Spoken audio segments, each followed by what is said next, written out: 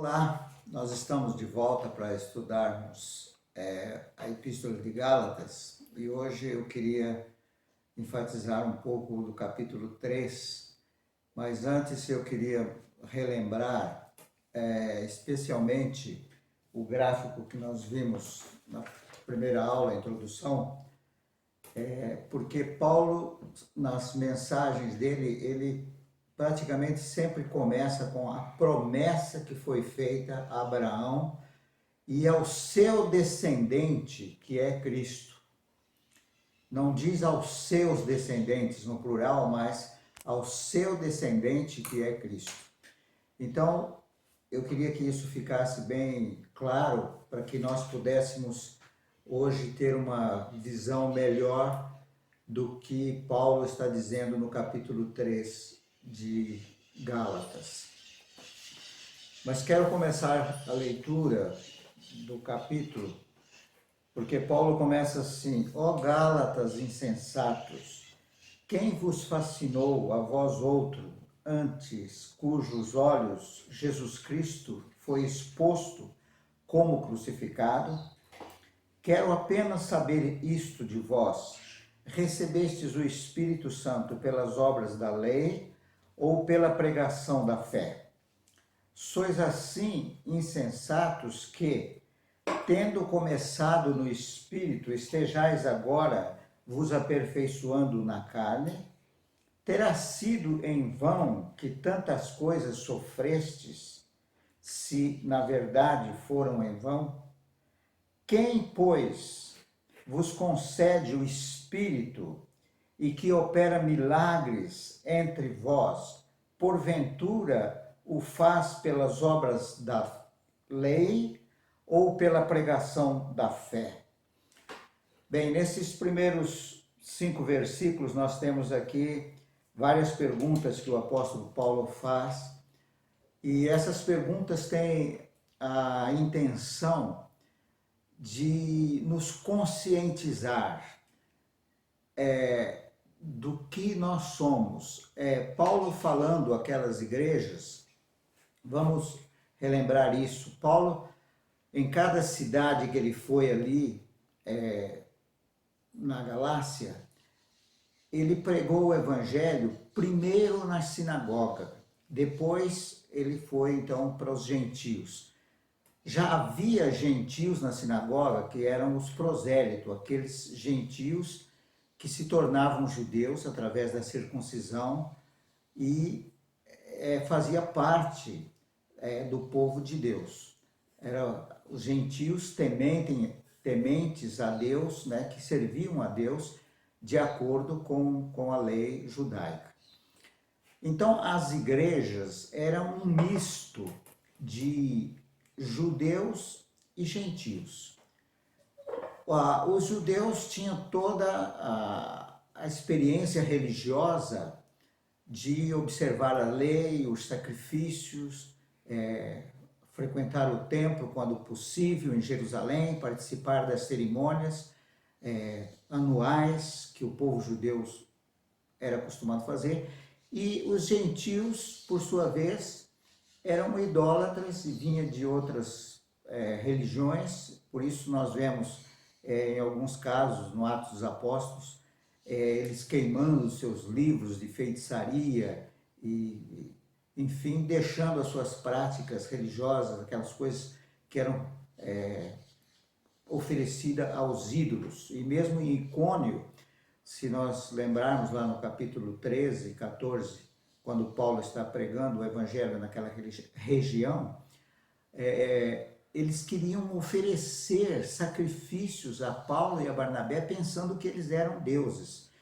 Então há essa mistura, mas o evangelho da graça propunha a justificação pela fé, independentemente das obras da lei e independente também de qual fora a religião, a prática religiosa daquelas pessoas que ouviram.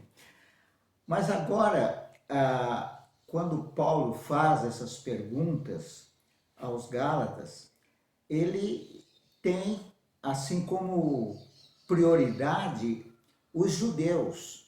Por quê? Porque eram os judeus que estavam influenciando a igreja, e na palavra de Paulo, na realidade, eles estavam perturbando a igreja, e eles estavam, então, usando como base a lei e as tradições judaicas. Então, Paulo faz essas perguntas para os Gálatas, porque eu entendo que Paulo, ao pregar Jesus Cristo, pregar o Evangelho da Graça, ele fazia muito claro que Jesus Cristo tinha morrido na cruz pelos nossos pecados, que tinha sido sepultado e ressuscitado ao terceiro dia. Se vocês verificarem lá em Atos 13, 14, ele vai dizer exatamente isso. Ele começa pregando para os judeus, trazendo a história do povo judeu, mas ele chega ao ponto de dizer isso: Jesus foi entregue por causa dos nossos pecados, sepultado e ressuscitou ao terceiro dia, como diz as Escrituras. E isto era uma mensagem clara. Era como se Paulo estivesse passando um filme aos olhos dos ouvintes, para que eles pudessem realmente ser convencidos e crer em Jesus Cristo.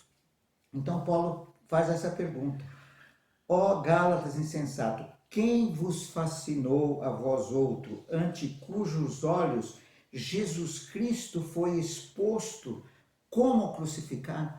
Então, era uma coisa tão clara, tão óbvia, tão atraente, tão convincente a pregação de Paulo, e ele faz essa pergunta: quem agora trouxe uma outra informação para vocês, para desviar vocês desse propósito? Ele faz a segunda pergunta: quero apenas saber isto de vós, recebestes o Espírito Santo pelas obras da lei ou pela pregação da fé? Então, os seus leitores agora, a igreja, eles saberiam responder a estas perguntas. Era óbvio que eles tinham recebido o Espírito Santo. Eles eram praticantes das obras da lei por muitos anos, e a sua religião não trouxe benefício nenhum a eles. Mas agora, pela pregação da fé, eles recebiam o Espírito Santo, os dons espirituais, o fruto do Espírito, como nós vamos ver aqui em Gálatas, no capítulo 5, isso tudo era manifesto nas reuniões da igreja com Paulo e Barnabé. E não só isso, mas também os milagres que Paulo diz aqui no verso seguinte, aliás, no verso 5: aquele, pois, que vos concede o Espírito e que opera milagres entre vós, porventura o faz pelas obras da lei ou pela pregação da fé? E a resposta seria óbvia: pela pregação da fé é que aconteciam os milagres, e eles recebiam o Espírito Santo e assim por diante. Então, o que Paulo tem em mente e o que ele quer passar, ele está dizendo aqui: quem vos fascinou? Lembra no capítulo 1, Paulo fala: mesmo que um anjo fosse vindo dos céus e pregasse uma outra mensagem diferente daquela que eles tinham recebido, que eles a considerassem anátema, amaldiçoado, porque Paulo fala: não existe um outro evangelho. O evangelho é o evangelho da graça de nosso Senhor Jesus Cristo, que morreu, foi sepultado e ressuscitou para a nossa justificação. E agora, então, os seus leitores, bem conscientes ao responder essas perguntas, e eu queria fazer aplicação para nós também hoje, depois de 2000 anos que Jesus Cristo veio e morreu na cruz, ressuscitou por nós nós precisamos estar conscientes de quem nós somos, qual a nossa identidade, o que significa crer, o que significa receber Jesus como nosso Senhor e Salvador. Nós precisamos ter essa consciência da nossa identificação com Jesus Cristo e os benefícios que isso vão trazer nas nossas vidas e as coisas que Deus planejou desde a fundação do mundo para a igreja e falou claramente a Abraão que abençoaria todas as nações da terra. Nós precisamos ter consciência e segurar firmes nesta convicção da fé em Jesus Cristo. E Paulo traz agora o exemplo de Abraão, e ele começa com essa afirmação: é o caso de Abraão, que creu em Deus e isto lhe foi imputado para a justiça. O versículo 6. Abraão creu, lá em Gênesis capítulo 15, quando Deus fala com Abraão, ele responde em fé. E Deus acredita a Abraão a justiça pela fé. Então Deus concede a um homem que era idólatra, um homem que era pecador, um homem que não conhecia Deus, mas ao ouvir o chamado de Deus e crer em Deus, Deus acredita a ele justiça.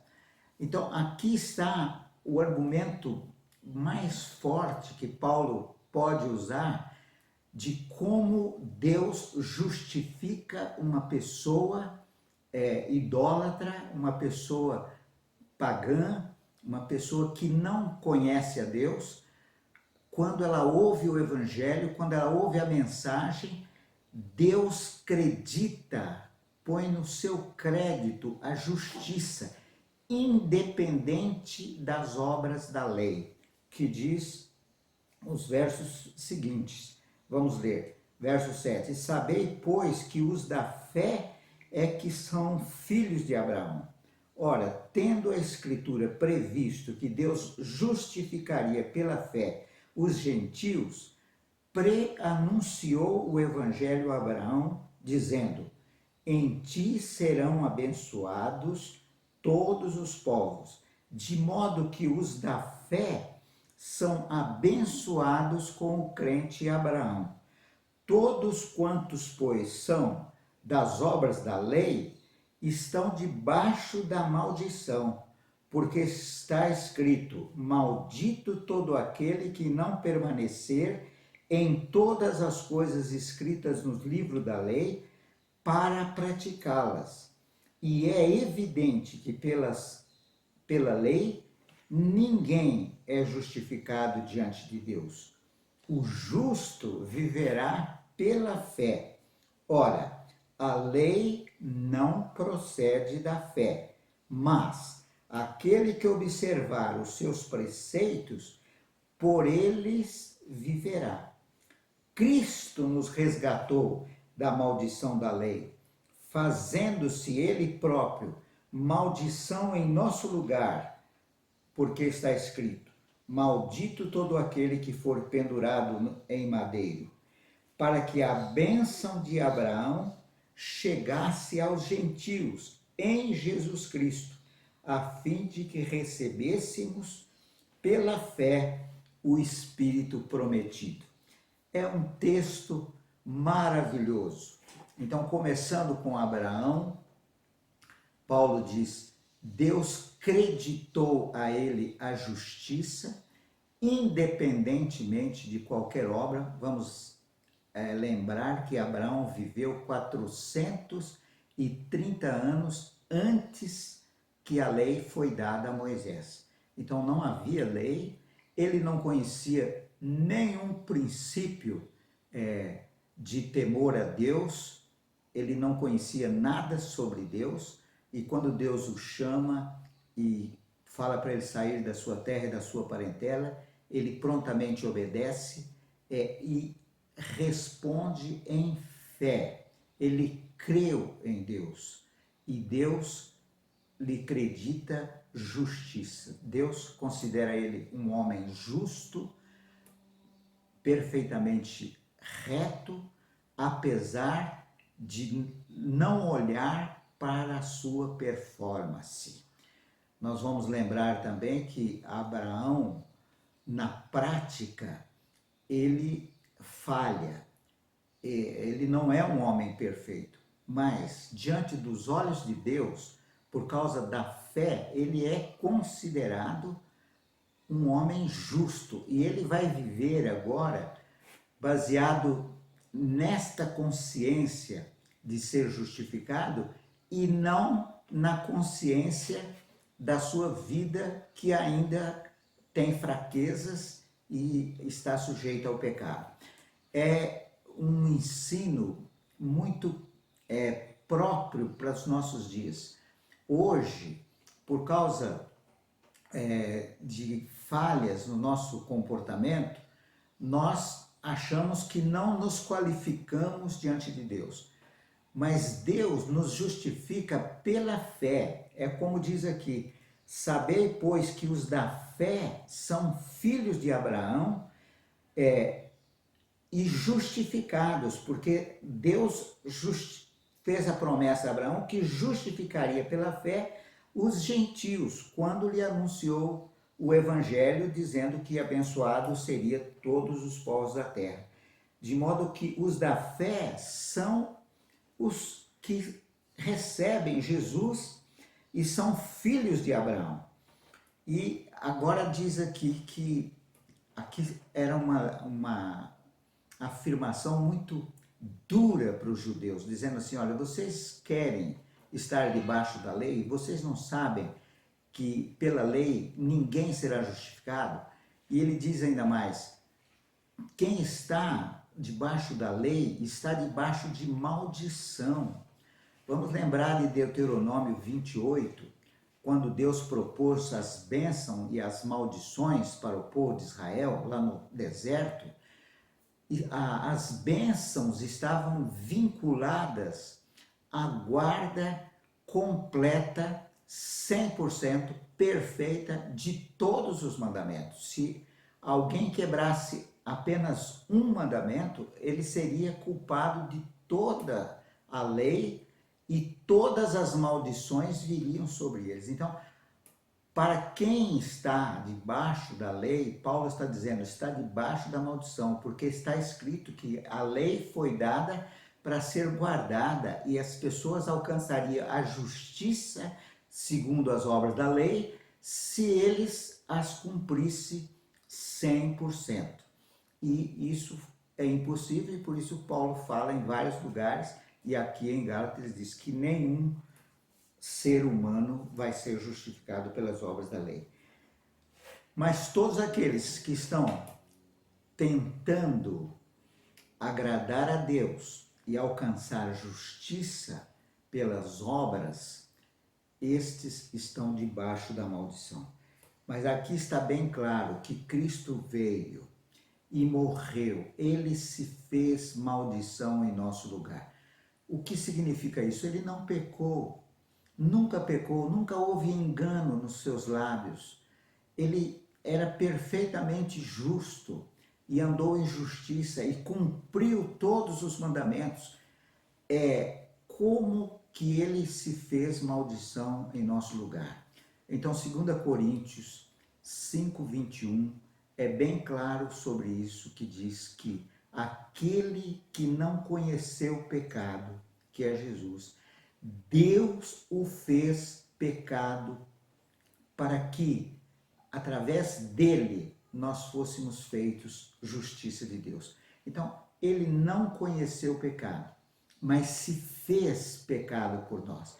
E ao se fazer pecado, ele cumpriu a escritura que diz: maldito todo aquele que for pendurado no madeiro.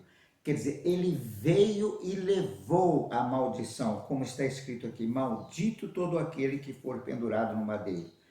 Para que, vamos ler o verso anterior, verso 13: Cristo nos resgatou da maldição da lei, fazendo-se ele próprio maldição em nosso lugar, como está escrito: maldito todo aquele que for pendurado no madeiro. Então, Jesus se fez maldição em nosso lugar.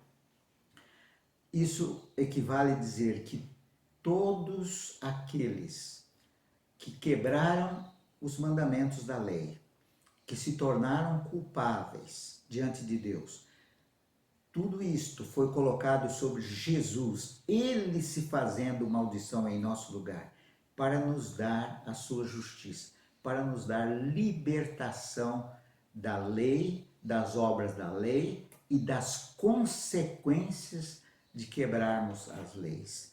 Então, esta é a grande salvação anunciada aqui no capítulo 3 de Gálatas, que Jesus Cristo nos resgata da maldição da lei, para que a bênção de Abraão chegasse aos gentios em Cristo Jesus, a fim de que recebêssemos pela fé o Espírito prometido.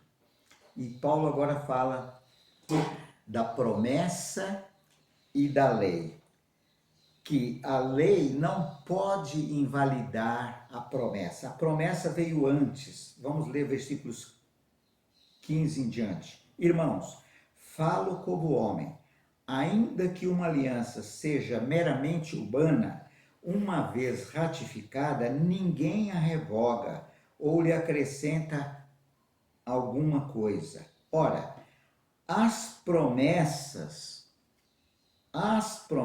foram feitas a Abraão e ao seu descendente. Não diz aos seus descendentes, plural, mas se refere a um descendente, que é Cristo.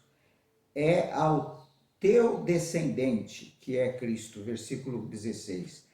E digo isto, uma aliança já anteriormente confirmada por Deus, a lei que veio 430 anos depois, não a pode abrogar, de forma que venha a desfazer a promessa. Então, a lei que veio 430 anos depois da promessa que Deus fez a Abraão, a lei não anula a promessa. E aqui nós vamos entender aquilo que nós falamos na introdução. A lei veio 430 anos depois de Jesus Cristo e vigorou até o dia em que Jesus Cristo foi na cruz do Calvário, em que ele estabeleceu a nova aliança. Vamos lembrar que Deus trata o povo de Israel, Deus trata a humanidade por dispensação.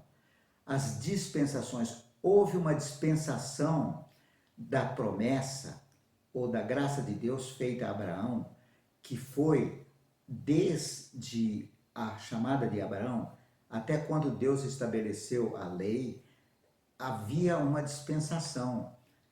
Era a aliança de Abraão. Agora, esta aliança não foi revogada vindo a dispensação da lei. Quando Deus deu a lei, então para o povo judeu, deu início a uma dispensação chamada dispensação da lei.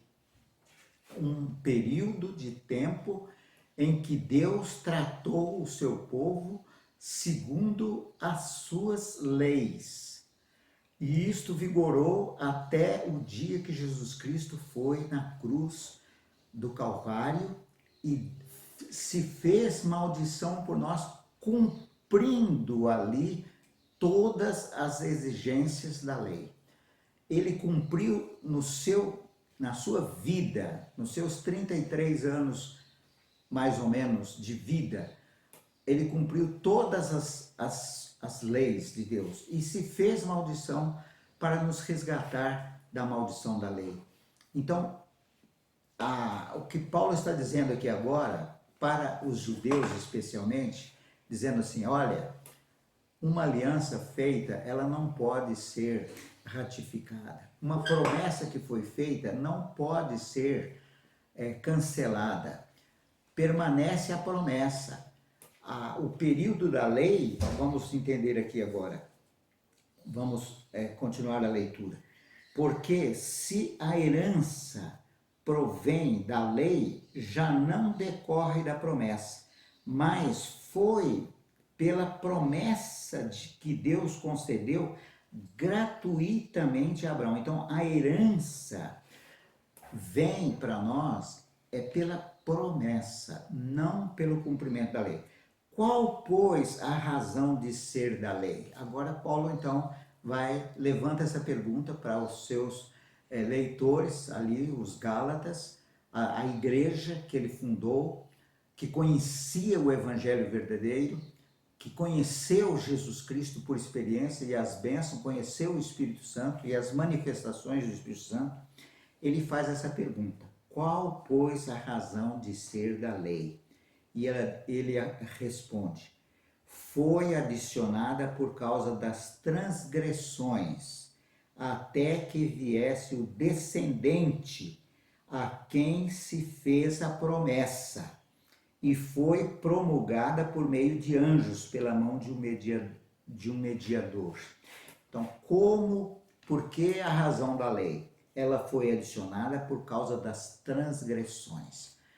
Então, era para mostrar as transgressões, para enquadrar todos debaixo do pecado, para mostrar que eles precisavam de um Salvador. Então, quando nós lemos a lei hoje, para nós vamos ler e ver que nós não podemos cumpri-la e que necessitamos de um Salvador.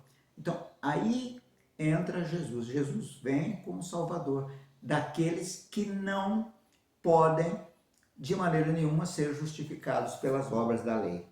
E ele diz aqui que a lei, até que viesse o descendente de quem que foi feita a promessa.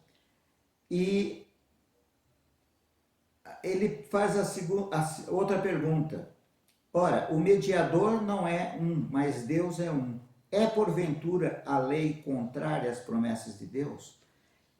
A lei é contrária? Não, de modo nenhum. Porque se fosse promulgada uma lei que pudesse dar vida, a justiça, na verdade, seria procedente da lei. Mas a Escritura encerrou tudo sobre o pecado, para que, mediante a fé em Jesus Cristo, fosse a promessa concedida aos que creem. Então está bem claro aqui porque a razão da lei. Ela foi dada por causa do pecado e para enquadrar todos como pecadores, como está escrito aqui, porque não foi promulgada uma lei que pudesse dar vida. Ela não deu vida. Em 2 Coríntios, capítulo 3, Paulo trata da lei como sendo a lei da condenação. É a letra que mata, que não dá vida. E Paulo faz um contraste da aliança da graça, que dá vida e da vida abundante através de Jesus Cristo. E no versículo 23 a 29, Paulo agora faz uma comparação mostrando exatamente para o judeu como que a lei pretendia guardá-los até que viesse Jesus. Então ele diz assim: mas antes que viesse a fé, estávamos sob a tutela da lei. É interessante também essa expressão, antes que viesse a fé. A fé já existia. A fé foi pela fé que Abraão foi justificado, e foi pela fé que patriarcas, os nossos antepassados, Davi, os profetas, eles viveram pela fé, e há uma multidão escrita no livro de Hebreus que viveram pela fé. Mas a fé não tinha vindo no sentido de que a nova dispensação da graça de Deus, recebida unicamente pela fé. Agora, a fé é a única ferramenta, a única coisa que o homem é disponível ao homem para ele alcançar Deus, a fé. Nós não temos uma cerimônia, não temos um ritual, não temos uma sequência de coisas para fazer, é fé. É a fé que vem do coração. E Paulo fala em Romanos que Deus repartiu com cada um uma medida de fé. O homem é indesculpável, porque ele tem fé. Deus deu ao homem a fé para ele responder ao que Deus pede. Mas nesses versos, então, fala: antes que viesse a fé, estávamos sob a tutela da lei, e nelas encerrado para essa fé que de futuro havia de se revelar. Paulo não está tendo em mente aqui nenhum gentio. Então, Paulo está falando especialmente para os judeus, que eles estavam encerrados debaixo da lei, esperando por esta fé que de futuro havia de ser revelada. Ela serviu de aio para conduzir a Cristo, para que fôssemos justificados pela fé. Então, preste atenção nisso, que o povo judeu é que estava debaixo da tutela da lei. Os gentios não conheciam a lei, eles não tinham nada a ver com a lei, e é a mesma situação nossa. Agora, nós temos um pequeno problema hoje na igreja, é que a maioria, por causa do cristianismo, da cristianização do nosso país, nós começamos o nosso relacionamento com Deus pelos mandamentos. Na nossa infância, os nossos pais, os nossos professores, a escola, em algum lugar, a igreja, nos ensina a guardar os mandamentos. Sabe os mandamentos? Os mandamentos de Deus? Então, nós conhecemos os mandamentos por isso, mas não quer dizer que os gentios, de alguma forma, estão ou estavam debaixo da tutela da lei. Não, a lei era exclusiva para o povo judeu. E quando Paulo está fazendo essa referência, ele está se referindo exatamente aos judeus. Mas, tendo vindo a fé, quando Jesus Cristo veio, já não se permanece mais debaixo da lei. Era o que Paulo tem em mente, não aconteceu com ele, evidentemente, porque ele só se converteu mais tarde, na estrada de Damasco, mas ele está entendendo que Jesus Cristo tendo vindo, os judeus, os rabinos, os sacerdotes, todo o povo judeu, devia ter recebido ele pela fé como Messias prometido e teriam tido uma transição do judaísmo para a fé genuína em Jesus Cristo, porque ele veio e acabou aquele período, mas eles perderam essa visitação. Por isso Paulo, quando pregou lá em Icônio, no capítulo 14, ele diz: maravilhai-vos, ó desprezadores, porque Deus está fazendo uma obra em vossos dias que vocês estão desprezando. Era exatamente isso. Os judeus estavam desprezando. E por isso Paulo sempre ia na sinagoga, mas depois ele ia para os gentios, porque os judeus não entenderam que a época, a dispensação da lei terminou com Jesus Cristo. Romanos 10, 4 diz: o fim da lei é Cristo, para a justiça de todo aquele que crê. E agora vamos encerrar lendo esses últimos versículos, dizendo: pois todos vós sois filhos de Deus mediante a fé em Cristo Jesus. Então, todos somos filhos de Deus pela fé mediante Cristo Jesus. É pela fé o novo nascimento. E porque todos quanto fostes batizados em Cristo, de Cristo vos revestistes. De sorte que não pode haver judeu nem grego, nem escravo nem liberto, nem homem nem mulher, porque todos vós sois um em Cristo Jesus. E se sois de Cristo, também sois descendentes de Abraão e herdeiros segundo a promessa. Então, veja, a promessa que foi feita há 2000 anos a Abraão, naquele dia, quando ele creu em Deus, agora nós somos herdeiro desta promessa. Se abre aqui, diante de nós, os crentes em Jesus Cristo, o direito legal, o direito legítimo de sermos herdeiro da promessa que foi feita a Abraão. Então, isso seria um tema para uma grande discussão, uma grande conscientização de que bênção são essas, que herança é essa que o crente tem em Abraão. Vocês podem fazer uma retrospectiva e ver como que Abraão foi abençoado.